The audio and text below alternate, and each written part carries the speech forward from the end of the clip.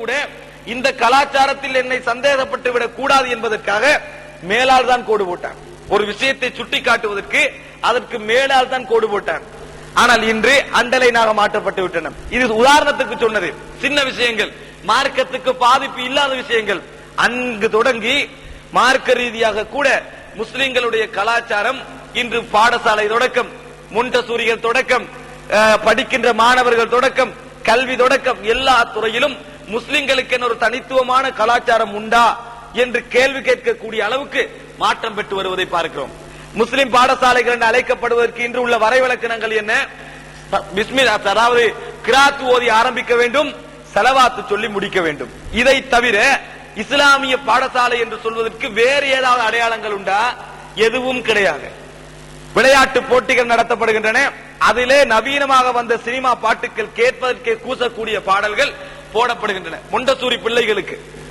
இதை கேட்பது அது மாத்திரமல்ல, இசைகள், இசை லுகர் தொழுகின்ற நேரங்களிலே, அந்த தொழுகைகள் நடக்கின்ற நேரங்களிலே பள்ளியிலே தொழ முடியாத அளவுக்கு படுமோசமான இசையும் அது முஸ்லிம் பாடசாலைகள் என்ற பேரில் அங்கே அரங்கேறுவதையும், கட்டி கேட்டால் அது குற்றம் என்று கருதப்படுவதையும், இஸ்லாமிய சமுதாயத்திலேயே குற்றம் என்று கருதப்படுவதையும், அதற்கு சார்பாக பேசக்கூடிய சிலர் உருவாகி இருப்பதையும் நாங்கள் பார்க்கின்ற பொழுது, முதலாக தவ்வாவை இஸ்லாமிய கலாச்சாரத்தை சீர்படுத்துவோம் என்ற இடத்திலிருந்து ஆரம்பிப்போம் என்று நினைக்கின்ற அளவுக்கு கலாச்சார ரீதியாக சீர்கேடுகள்.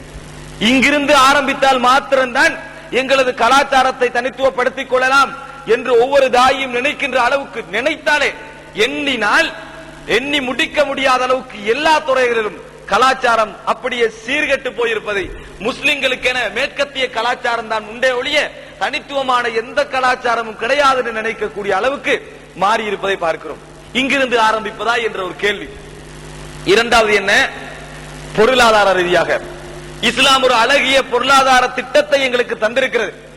பொருளாதார திட்டம் என இஸ்லாம் சொல்லாது விட்டாலும், அல்லாஹ்வும் ரசூலும் எங்களுக்கு சொல்லாது விட்டாலும், எடுத்து நோக்கில் உலக திட்டங்களோடு ஒப்பிடுகையில் அதை போன்ற ஒரு தியரியை யாராலும் வகுக்க முடியாது என்று நினைக்கின்ற அளவுக்கு எல்லா துறைகளிலும் பிறந்த நாளில் இருந்து இறக்கின்ற வரைக்கும் ஒருவனுடைய வாழ்க்கை எந்தெந்த பொருளாதார விஷயங்களில் எல்லாம் சம்பந்தப்படுகிறதோ அங்கே எல்லாம் அழகாக இஸ்லாம் வழிகாட்டி கொண்டிருக்கிறது.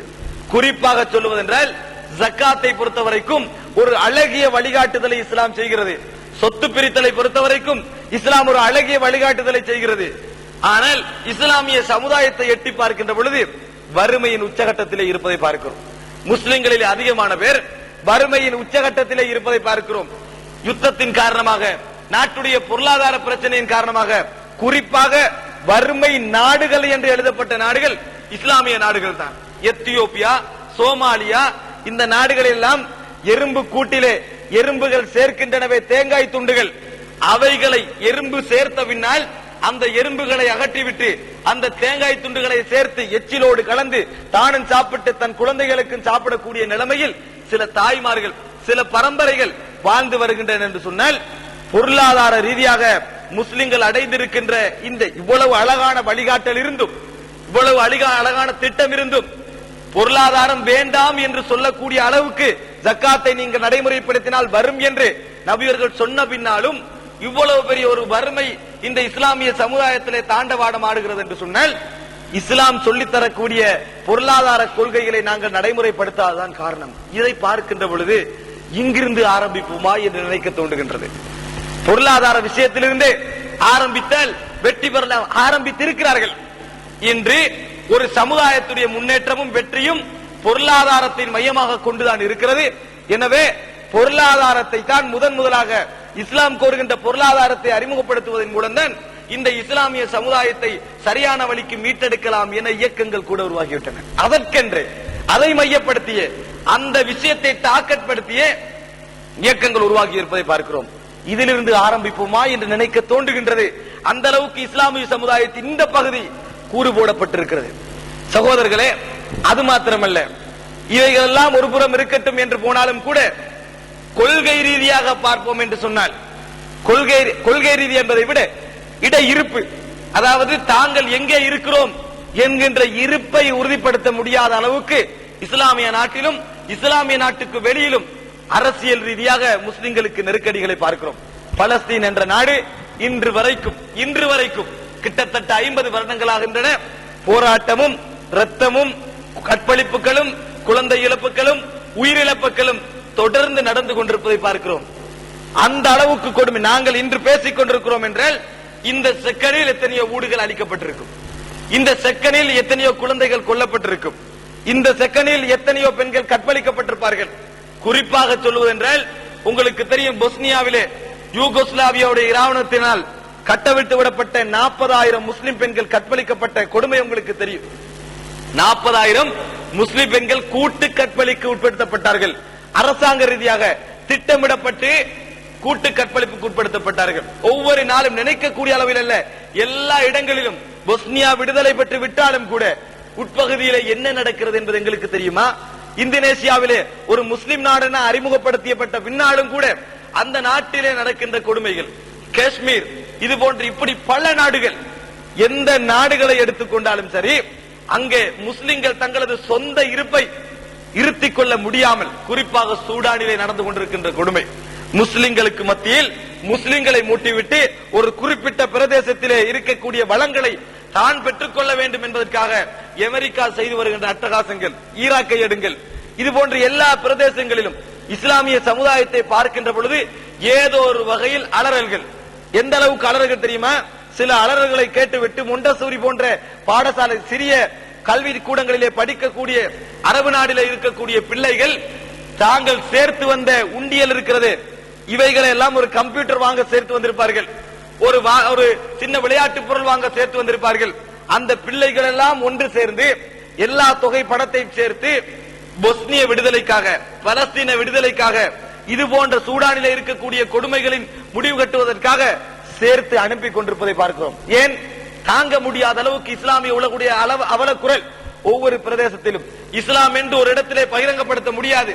ஆப்கானிஸ்தானில் இஸ்லாமிய ஆட்சி என்று பகிரங்கப்படுத்தினால் அடுத்த செக்ஷன் அமெரிக்காவுடைய அட்டகாசம். சகோதரர்களே, இதை பார்க்கின்ற பொழுது இலங்கையிலும் தான் ஒரு பிரதேசத்திலே முஸ்லிம்கள் வாழுகிறார்கள் என்றால் இருப்பை உறுதிப்படுத்த முடியுமா? கூட்டாக இருந்தால் என்று கலவரம் வரும், என்று பிரச்சனை வரும். எல்லா இஸ்லாமிய பிரதேசங்களிலும், முஸ்லிம்கள் கூடுதலாக வாழுகின்ற பிரதேசங்களிலும் இன்று இல்லை என்றாலும் நேற்று இருந்திருக்கும், நாளை வரலாம் என்று எதிர்பார்க்கப்பட்டிருக்கும். அதுபோன்று எல்லா இடங்களிலும் இருப்பை உறுதிப்படுத்தக்கூடிய நிலைமை. அண்மையில் எங்களை தாண்டி போன குஜராத் சாதாரண கலவரமா? வீட்டிற்குள்ளே தண்ணீரை ஊற்றிவிட்டு கரண்ட் கம்பிகளை வைத்தார்கள். என்ன நடக்கும்? கரிக்கட்டைகளாய் விழுந்தார்கள். இது போன்று அதாவது கலவரங்கள், தங்களது இருப்பை உறுதிப்படுத்த முடியாத சோதனைக்குள்ளாக இஸ்லாமிய சமுதாயம் ஒவ்வொரு பிரதேசத்திலும் தடுமாடிக் கொண்டிருப்பதை பார்க்கிறோம். இதை பார்க்கின்ற பொழுது எல்லா முஸ்லிம்களை பற்றியும் சிந்தியுங்கள், எல்லா முஸ்லிம்களை பற்றியும் கவலைப்படுங்கள், அவருக்காக போராடுங்கள் என்று ஜிஹாதிய சிந்தனையிலிருந்து ஆரம்பிக்க வேண்டும் என்ற எண்ணம் தோன்றுகின்றது. ஆரம்பிக்க வேண்டும் என்ற எண்ணம் ஒவ்வொருவருக்கும் தோன்றத்தான் செய்கிறது. காரணம் என்ன? நான் சொன்ன ஒவ்வொரு கோணங்களிலும் முஸ்லிம் சமுதாயம் ஏதோ ஒரு வகையில் கூறுபடப்பட்டுக் கொண்டிருக்கின்றன. சகோதரர்களே, எல்லாவற்றையும் தாண்டி பார்த்தால் கொள்கை ரீதியாக இஸ்லாமிய சமுதாயத்தை கொள்கை ரீதியாக நாங்கள் பார்ப்போம் என்றால் எத்தனை கூறுகள் ரசூலுல்லாஹி ஸல்லல்லாஹு அலைஹி வஸல்லம் அவர்கள் எப்படி இந்த சமுதாயத்தை பார்க்க விரும்பவில்லையோ அதை ஒட்டுமொத்தமாகவே இந்த சமுதாயம் செய்து கொண்டிருப்பதை பார்க்கிறோம். ஷியாக்கள், அதாவது 72 கூட்டத்திலே ஆட்சி அளவுக்கு ஒரு கூட்டம் இருக்கிறது. அஹ்லு சுன்னா வல் ஜமாஅத்தினரை கொல்லக்கூடிய அளவுக்கு ஒரு கூட்டம் வளர்ந்திருக்கிறது என்று சொன்னால் அது ஷியாக்கள். காதியானிகளுடைய வளர்ச்சி, அடுத்த பகுதியால் இபாதியாக்களுடைய வளர்ச்சி, பகாயாக்களுடைய வளர்ச்சி, போராக்களுடைய வளர்ச்சி, இப்படி என்று குறைந்து கொண்டு போவதாக கிடையாது. இஸ்லாம் என்றாலே கொச்சையாக மாட்டு மதத்தினர் புரிகின்ற அளவுக்கு கொள்கை ரீதியான வேறுபாடுகள். இங்கே தரீகாக்களுடைய வேறுபாடுகள் எப்படி? அத்தனை தரீகாக்கள், ஷாதிலியா, காதிரியா, நக்ஷபந்தியா, சஹ்ரவர்தியா என்று சொல்லி